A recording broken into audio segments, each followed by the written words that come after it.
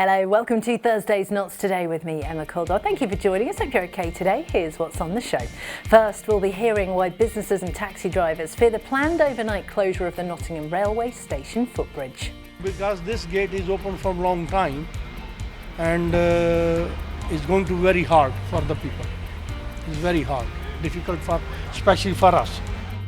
We'll have more on that for you in just a minute, plus we'll be hearing how the bone fracture protection women get from hormone replacement therapy, or HRT, disappears within years of that treatment ending. That's according to a new study by experts at the University of Nottingham who've assessed how fracture risk increases after the menopause treatment ends. We're going to be hearing about that in just a few minutes too, plus we've got the lovely Eve Smallman on the sofa later to look over some of the great events happening in Notts. She's got everything you need to know on a water lantern show, an archery adventure and the return of the 100 cricket at Trent Bridge too. And talking about cricket, in sport we'll also have some more for you as we get reaction to a more positive day at the crease for Notts in the County Championships. Good teams sort of bounce back after tough days, and I think that's what we did. I think we regrouped overnight and like I say, we started really well. Plus, we'll also hear from Stags forward Will Evans, who's excited for League One football to return when they travel to Burton on Saturday. It's going to take a little bit of time, but I think everyone's taken to it really well. There's been no complaints, no whinging. It's about getting your head down, knowing what pre-season's about. And I think in the last couple of weeks, we've really started to, get a feel for how we're going to play. We've got all that and loads more coming up just for you today. But first, we're heading to Nottingham Station for the latest on the ongoing saga with the footbridge. It's after operator East Midlands Railway announced plans to close the bridge between Station Street and Queen's Road from 7 p.m. until 6 a.m. in the morning as it cracks down on fare dodgers and antisocial behaviour. It's after two failed attempts last year to permanently close the footbridge last autumn, but now the move has led to concerns by nearby traders and taxi drivers. Lucy Marshall has more. A bridge designed to connect the city, but instead this footbridge at Nottingham railway station is causing quite the divide. Last autumn, East Midlands Railway tried to permanently shut off access to the bridge from the station's platforms. It was part of a plan to crack down on ticket dodgers and improve station security. But that was met with public backlash and criticism from the council, leading to the plans being shelved. Now though, a new plan and a different destination for this footbridge. It will instead close between 7 p.m. and 6 a.m, an extension of the current period where it's fenced off, which is between 11 p.m. and 5 in the morning. It's led to concern for taxi drivers based on the rank outside, including Vijay Sood, who said he fears the impact it could have. I think they closed 12 o'clock, I think, last train, something like that. So it being shut from 7 o'clock? Definitely could have hassle with the people. Because this gate is open for a long time and it's going to be very hard for the people. It's very hard, difficult especially for us. Because we're standing here, taxi drivers, on this side. If people stop coming in there, we don't know where we go. They gave us a rank on the Carrington Street. There's only for altogether 6 cars, 3-4 cars in the waiting place, and we got here over 100 cars working on this rank. So it'll have a big impact. Oh, there's big impact, yeah. But it's not just taxi drivers concerned about the impact of the extended closure. Businesses here in Hopkinson's, slightly further up Station Street, say it could also impact passing footfall in the evenings. So we get a lot of passing trade from the train station, obviously. Closing the bridge from that time, it's going to stop the passing trade coming up. Not just us, but all the businesses along here, and like maybe into town, at this end of town as well. So yeah, it's quite a big thing for us.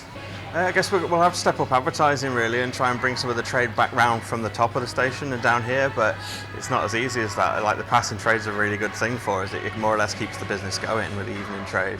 The move could come into effect on August the 18th, with EMR saying its main aim is tackling fare evasion and antisocial behaviour. The operator says security is a big issue, with 62% of violent behaviour at the station occurring between the new closure hours. And Michael O'Callaghan Staples, head of station experience for EMR, said, "It's a unique situation and this is the solution we have got available to us at the moment. We will continue to work with stakeholders to work out a more rounded solution in the long term. For now though, uncertainty over the impact of these plans still leave a bridge to gap for traders and taxi drivers too." Lucy Marshall for Notts TV.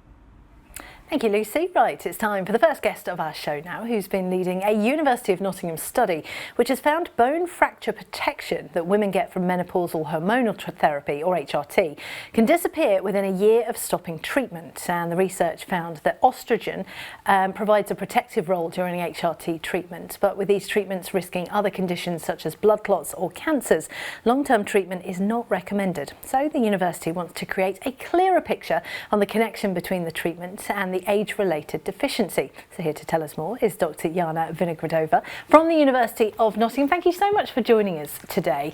So what has your research found? Well, the first thing they confirmed that women who are on hormone replacement therapy, they have a good protection in terms of bone fracture. We followed these women for a long time, and we're confident we are having right results.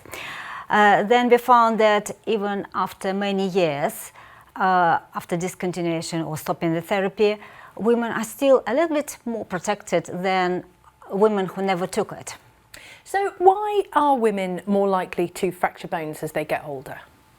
Well, the whole body is changing because of the menopause, and the levels of hormones going down, and unfortunately estrogen is everywhere in women's body, and bones are quite affected. They really are, and honestly, it's one of those things that me and my friends talk about this all the time, of, you know, weak bones and how we can protect and stuff. But going on HRT isn't kind of the solution as a long-term thing, because they're advising that you're not on HRT for a long period of time, aren't they? No, unfortunately, the risk goes back to the risk in normal people who never took it, and we need to think of other ways of protecting our bones. And that was going to be one of my other questions. Are there any other ways that we can protect our bones? Because HRT, if it does protect you as your bones get weaker as you get older and go through the menopause, does seem like a good solution. But if that protection only lasts for a year after you've come off HRT, it doesn't seem like a long-term solution. What can we do as women?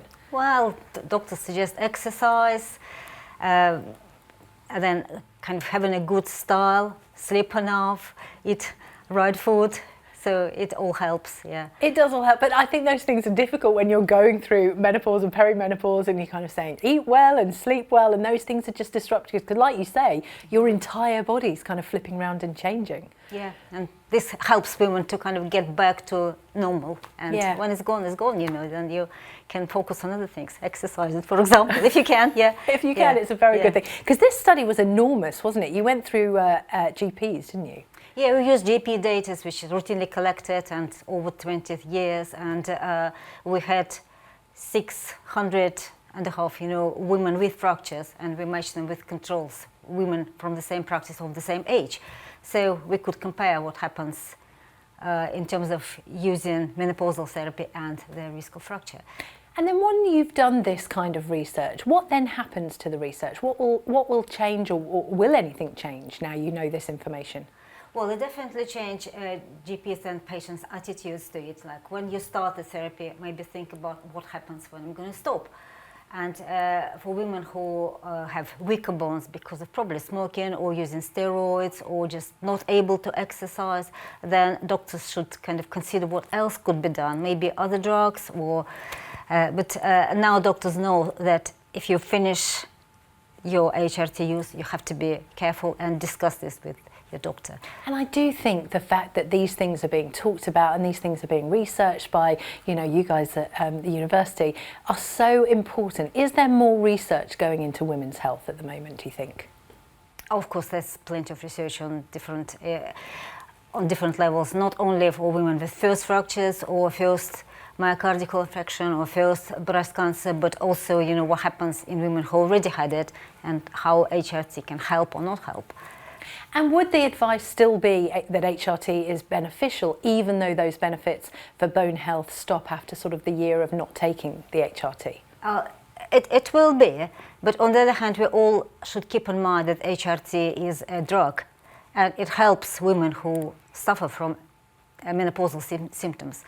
And if you don't suffer, you don't don't take it. That's very good advice. You don't need it unless you need it. And if people are interested, because there'll be so many women that are watching this at the moment that are using HRT, that are thinking about using HRT, or who have recently come off HRT and thinking, well, actually my bones are still protected. Where can they find out more information? Or if people are interested in your studies, where can they find out more? Well, it can be at university website, it's in the news, and then it's about bone, and they All could the find. details of that. Well, we appreciate you coming in and telling us about it. It's such an interesting subject. Thank you so much. We appreciate it. Thank you for inviting. You are very welcome. Right, time for some other Knots News headlines now. And a man is due in court after a security guard was spat at inside Nottingham's Broadmarsh bus station. Officers were called following the incident at around 10:30 on Tuesday morning, with a man reportedly spitting in the security guard's face after being told he wasn't allowed to sleep in the bus station. Ramaki Abugassem, who's 37, of no fixed address, has been charged with assault by beating and has been remanded into custody. He'll appear at Nottingham Magistrates Court on August the 19th. Next, and a sex offender who inadvertently revealed his illicit activities to police after reporting an apparent attempt to blackmail him has been jailed. 50-year-old Andrew Mayfield called police in September last year after receiving a message on social media accusing him of exchanging explicit messages with a teenage boy. But when officers searched his mobile phone, they found a series of messages and images, some of which had been deleted. Mayfield, formerly of Farnsfield, was jailed for 20 months when he appeared at Nottingham Crown Court on Wednesday. Right, it's time for a short break now, but when we get back, we've got so much more to tell you about. We're going to be catching up with the lovely Eve Smallman from the Knots Edit to see what you can get up to across our county over the next few weeks. Plus, we've got your sports roundup too, including football and cricket. All that and loads more Knots news and views on the way for you next.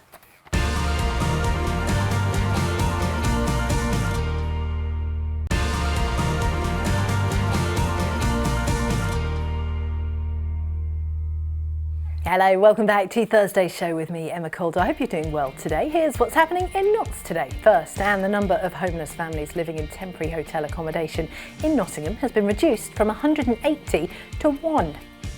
Nottingham City Council says it's been making a tangible change to its homelessness strategy and has significantly reduced the number of homeless families using temporary housing like hotels for more than 6 weeks.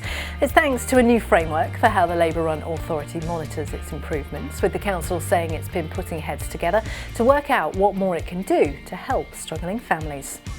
Next, and a major Nottingham road will be partially closed for at least another week after a collapsed water pipe caused it to sink. Part of Upper Parliament Street has been shut since last Wednesday after water provider Severn Trent discovered the collapsed pipe under the road. It's caused diversions around the city whilst the pipe is repaired, and now Severn Trent and Nottingham City Council have warned that the works could continue until at least August the 8th because the repairs are deep and complex. All right, it's time for our next great guest of the show. And if you're already running out of things to do with the family over the summer holidays, then listen up, because Eve Smallman from the Knots Edit is here to give you just a sprinkling of the exciting things going on across our county. Welcome back, Eve. Hi. Now, I feel like we've kind of had the first full week of the school summer holidays, but there's loads of things that are going on across Knots. What are we going to start with? I'm going to start with the 100. I'm actually quite a big cricket fan, so I'm quite excited about this one. This is at Trent Bridge, August 10th to 27th, and tickets are from £14 for adults and from £5 for children. So it's a bit more fast-paced than regular cricket, which some people will be pleased to hear. Some people won't be. There's 100 balls per innings, and each team has a go at either side. The Trent Rockets has some really great players, has Joe Root, Nat Silverbrunt, so hopefully fingers crossed on that.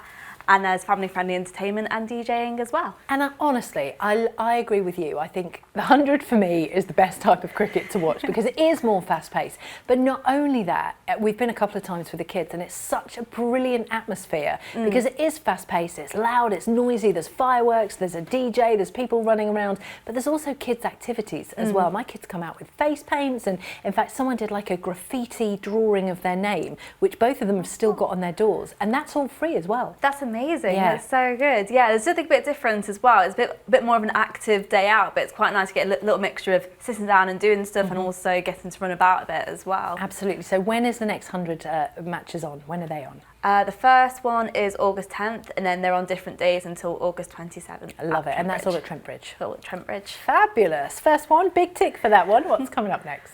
Then going in big again, we've got outdoor cinemas with Adventure Cinemas at Woollerton Hall, because what better place to have an outdoor cinema than the most cinematic place, probably, maybe the most cinematic place. I mean, would it's in say Batman. So. Yeah, well, that's it, totally. It was Wayne Manor. What more do you want? I mean, yeah. So there are a few different outdoor cinemas over the summer, but I thought this one's got a really great variety of films. So there's Wicked, there's Mamma Mia, which will have Disco and Fancy Dress. Yes. There's a double bill of The Gruffalo and Stickman, and Moana 2, and I feel like I'm forgetting an important one. Oh, hang on. What have we got? What was that? Wicked. We've seen Wicked. We've got that Great one. Showman. Oh, The Greatest Showman, of course. And there's so many good films, and what's wonderful about that, I know there's lots of food places and you can grab a drink and stuff, but actually you take your blanket, you take your chair, you take a bit of food with you, and it's just a good thing to do. Yeah, exactly. As you say, you can take your own picnic. Some places won't, but this one you can. But there will be a bar and food there as well, so you can do whatever works best for you, really. And I tell you what, I've been to a couple of the cinema events at Woollerton Park, and I tell you what's good, because it's on a hill, it doesn't matter if people are sitting in front of you. Oh, it's a bit like Splendour, because we went there last weekend, and I was like amazed, because it's literally like, obviously it's the same area, Yeah. it's just like that. It works very, very well. So when are they on? That's on August 22nd to the 24th. Lovely. Now this event feels like a new event in Nottingham, because I've not heard of this before. I've never seen this in Nottingham before, and then I kept seeing it advertised, and I was like, oh wow, amazing. So this is a water lantern show at Holme Pierpont on August 23rd. It's £29.95 per person. We've had a chat about this. And you basically get your own water lantern, you can write a message on it, maybe to a loved one, maybe sort of manifesting something, I don't know. Oh, yeah. And then you cast it into the water, and at the end it'll just sort of be a beautiful scene, a bit like Tangled, I imagine, where all the lanterns are in the water. And That sounds like a very romantic date night. I think so. If you're really trying to impress your sort of summer romance, Yeah. I think that's very nice, very I love Instagrammable kind of event. Oh yes, very Instagrammable. That's happening at Holme Pierpont. And we go from home, we're ticking off all the great venues in Nottingham today. And we go from Holme Pierpont to Sherwood Forest. Literally to Sherwood Forest. So archery adventures with no other than Robin Hood, Maid Marian. Brilliant. So you can book in a private slot. It's family ticket for £50. And for an hour, they'll teach you all their sort of archery tricks, expert tips and tricks, and you'll get a photo with them as well. I mean, what a memorable experience for the family. I love that. Do you know what? There are some brilliant things to do, and we know there's things that you pay for, like we've talked about here, but there's loads of free things going on across Nottinghamshire as well. If people do want to find out more, you've got loads on your website, haven't you? Loads on the website. We've got a summer holidays guide, which has got loads of free events for the kids, that the Morris girls wrote for us, which is really great. Oh, I love the Morris girls. Yeah. Gemma Morris from that wrote that for us. We've also got a summer events guide, we've got an August events guide, and we also send out what's going on at the start of the week with fresh events for the week ahead as well. So if people haven't already registered for the newsletter, how do they do that? Just go to notsedit.com. You can just either read it on the site, or you can subscribe to receive our articles in your inbox for free, which is very handy. Love it. I love it. Eva, it's such a pleasure talking to you. If I don't see you, have a lovely rest of your summer. And thank you very much for all these events. I love that. The water lantern show, we've got the archery adventures, we've got cinemas, we've got all sorts going on. Thank you very much for joining us. It's time for your sport now for a Thursday afternoon, and we are starting with Mansfield Town, who are back in League One action this weekend when they travel to Burton in the first match of the new season. It's the Stags' second successive season in England's third division, and they take on manager Nigel Clough's former side, who were also in and around last season's relegation scrap. Speaking ahead of the season curtain raiser, forward Will Evans said the Yellows have had a good pre-season that's made them feel ready for the new campaign, even with the addition of the new squad. Yeah, it's always difficult, coming in as a new player. I know that myself. But then coming into a group that's changed so much in terms of players leaving, and like you said, 9 players coming in. It's going to take a little bit of time, but I think everyone's taken to it really well. There's been no complaints, no whinging. It's about getting your head down, knowing what pre-season's about. And I think in the last couple of weeks, we've really started to, get a feel for how we're going to play, how we're going to go this year, and everyone's bought into the project, which is half the battle. With games, it's about the hard work you do to try and prolong that season, the next 10 months or so for us. But yeah, it's been testing mentally and physically, but I guess that's what it's for. Sticking with football, and Notts County are also back in League Two action this weekend when they travel to South Wales to take on Newport. But before they got back into competitive action, they've added 2 new faces to their ranks, and that includes Keenan Bennett, who signed a 1-year contract at Meadow Lane after a successful trial with the Pies, and attacking midfielder Jaden Luca, who arrived at Meadow Lane on a season-long loan from Luton. Here's what Luca had to say about his decision to join Notts. I think it's superb. Like, the environment here looks really good, pitch is great, stadium looks really good, so just can't wait to get playing now. When I first heard about it, I just wanted to do it straight there and then. Just like, played against Notts County last season, I saw how good they were, so I just wanted to be a part of it and achieve great things. Just think Notts is like a total footballing team. Like, win, draw, lose, they have their principles and want to stick to them, and I feel like that can really help my game and I can help it as well. So I feel like it's a good move for me. Go in, score a lot of goals, just happy to see where the season takes us. Just people don't know, but scoring goals just gives you a feeling like you can't really describe, so just can't really wait to get more goals under my name now. Across the Trent now, and Forest rounded off their warm weather training camp in Portugal with a goalless draw against Estoril in Albufeira. The Reds have spent 10 days in the Algarve preparing for a new campaign and recently lost 3-1 to Fulham in Faro 2. Now they return to England to put more hard work in at the training pitch before travelling across the Midlands to take on Birmingham City on Saturday. They'll then have 2 matches at the City Ground before their Premier League campaign kicks off at home to Brentford on the 17th of August. And in cricket, Notts recovered in the second day of their county championship clash with Somerset by dismissing the visitors for just beyond 400 runs. Disciplined bowling in the morning set the tone, allowing Notts to set the tone for the day and harness momentum early on. Captain Hasib Hamid then hit a composed century of runs as the side chased down their target of 438, which continued into today. And speaking after Wednesday's strong performance, Notts bowler Dylan Pennington said all good teams bounce back like they have. Yeah, definitely. I think we had to sort of reassess after yesterday's performance. I think we didn't quite get it right in different patches, but coming back this morning after a few chats or whatever, we were right on it from the word go. Yeah, I think good teams sort of bounce back after tough days, and I think that's what we did. I think we regrouped overnight, and like I say, we started really well this morning, and as a group there was a good buzz around us, and like I said before, we knew we didn't get it right, and we had to come with a lot of energy today to put ourselves in a position where we can go on in the game and hopefully get ourselves in a winning position, and we can definitely do that going forward tomorrow. Time for your picture of the day now, the final one for July. Thanks to Steve Plewinski for this gorgeous picture. Look at that, absolutely gorgeous, like a little red beak. And don't forget, you can get your pictures shown on the telly. All you need to do is tag us at Notts_TV on your socials. And as for your weather, well, today has seen some sunny intervals, temperatures only dropping down to 14 degrees. Tomorrow it will be cloudy but warm with a high of 21 degrees and a low of 13. And then looking ahead to the weekend, we'll see some more sunny spells, followed by cloud in the late afternoon with a high of 23 and a low of 14. We can't complain at that, can we? And that is the end of the show today. Thank you as always to our great guests. We appreciate you coming on, and I will be back with you same time tomorrow, guiding you into the weekend for the first day of a brand new month, which blows my mind. But until then, from everyone here on the team at Notts Today, enjoy the rest of your evening. I'm Emma Caldwell, and I'll see you tomorrow. Bye-bye.